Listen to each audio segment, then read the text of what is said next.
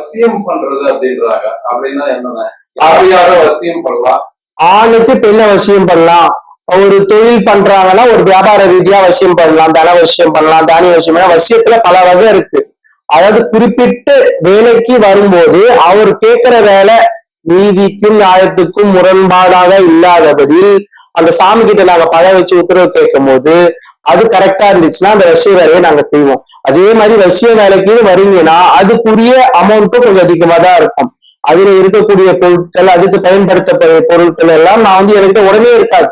அதே மாதிரி இங்க போனா மை தராங்க, அங்க போனா மை தராங்க. அதெல்லாம் ஒரு வசியம்னு பண்ணா இப்போ ஒரு பர்சனுக்கு பண்ணனா நான் தனியா அவனுக்கு தான் பண்ண முடியும்.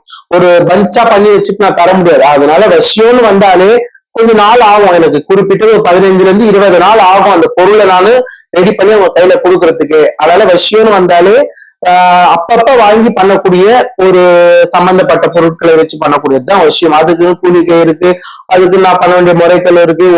அதுல ஒரு எலுமிச்சை பழத்தை நான் அறத்தாலும் அந்த கர்மங்களை தொத்திக்க கூடாதுன்னா அதுக்கேற்ற சாகியத்துல நான் பண்ணி முடிச்சுட்டு தான் அந்த விஷயத்துன்றது பண்றது. அது ஹஸ்பண்ட் ஒய்ஃபா இருக்கலாம், இல்ல ஒரு லவ் பிரச்சனையா இருக்கலாம், இல்ல ஒரு லௌகீக வாழ்க்கையா இருக்கலாம், எதுவா இருக்கலாம். பட் குறிப்பிட்ட வேலைக்கு வரும்போது சாமி உத்தரவு கொடுத்தாதான் அந்த விஷயம்ன்றத கர்ம வேலைன்றதுனால அந்த அம்மா உத்தரவு கொடுத்தா மட்டும்தான் பண்ணுவேன். ஒருத்தருக்கு திருமணம் ஆயிருக்கு, 2 வருஷம் எல்லாம் இருக்காங்க, 3வது வருஷம் டைவர்ஸ் ஆயிடுச்சு, அவங்கள வசியம் பண்ணி வர வைக்க முடியும். அதாவது வந்து இப்ப 2 பேர் பக்கத்துல நாய் வந்து மன ரீதியா பிரிஞ்சு இருந்தால் பண்ணலாமே தவிர்த்து இப்ப கட்டாயப்படுத்தி பண்ண முடியாது. விஷயம்ன்றது கட்டாயப்படுத்தி பண்ணக்கூடியது கர்மா வினையை செய்திடும். அது இது அகெயின்ஸ்ட் ரூல். அதாவது இப்ப நாங்க படிச்சு இந்த கத்துக்கிற இந்த மாந்திரிகத்துக்கு அகெயின்ஸ்டான விஷயம், அது தப்பான விஷயம், அது பண்ணக்கூடாது. அப்படியே பண்ணாலும் அந்த கர்ம காலியம் குறிப்பிட்ட காலத்துக்கு குறிப்பிட்ட நேரத்துக்கு மட்டும்தான் செல்லுபடி ஆகுமே தவிர நீண்டு வராது. இந்த மாதிரி நீங்க சொல்ற வகையிலும் இருக்கு, பண்ணலாம். ஆனா அதுக்கான உத்தரவு வரணும். எதுவாக கரெக்டா இருந்தாதான் பண்ண முடியும். அது ஒரு குடும்பத்துக்கு எடுக்க போறதில்லை, அவன் குடும்பத்தை அவன் காப்பாத்திக்கிறதுக்கு செஞ்சுக்கிறான், அவ்வளவுதான். அதனால இது தப்பான விஷயம் கிடையாது.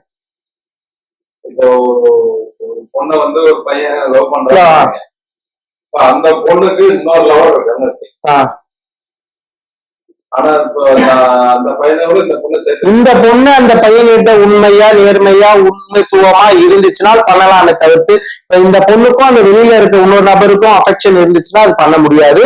அது எல்லாமே தெரிஞ்சிடும். நாங்க பார்த்தாலே பழம் வச்சு கேட்கும் போது அம்மா எல்லாமே பிச்சு பிச்சு வச்சிரும். எல்லாமே சொல்லிட்டு எனக்கு அகெயின்ஸ்டா இருக்குன்னா அந்த வேலையை நான் எடுக்க மாட்டேன்.